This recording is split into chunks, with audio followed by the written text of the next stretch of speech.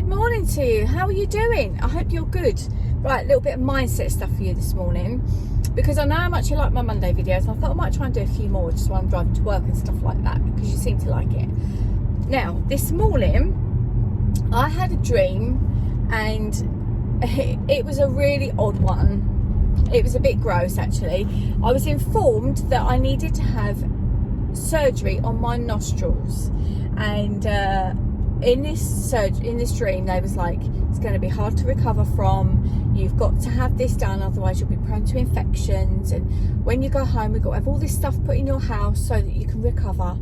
And when I woke up, I really felt, honestly, like I had to make the decision of, do I have this surgery or not? It was a little bit of brainwave, that theta state when you're waking up, hope I got that right, which made me believe that that was actually real and that I needed to make that decision. So I wasn't fully awake, but I was semi-awake, and it was like, oh my God, what am I going to do? That was my initial thought as I woke up. What am I going to do?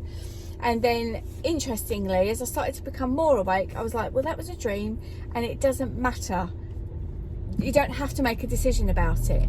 But I'm just sort of proving the point that your brain and, well, your mind is doing things while you're asleep. Oh yeah, your brain, I suppose, because it's your subconscious, isn't it? It's doing things that makes you think it could be real. So your thoughts while you're awake could potentially also do that. So if you're going over and over thoughts that are really bad, really negative, that's going to plant some seed there of you thinking, oh, okay, this thing's really bad, or this thing's really negative.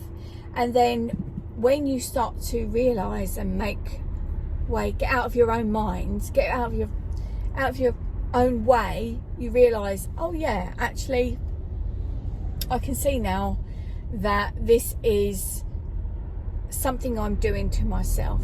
And that can be a pattern that goes on for years, and when you get to the other side, you're like, do you know what, this is actually my doing, and this is something that I can control.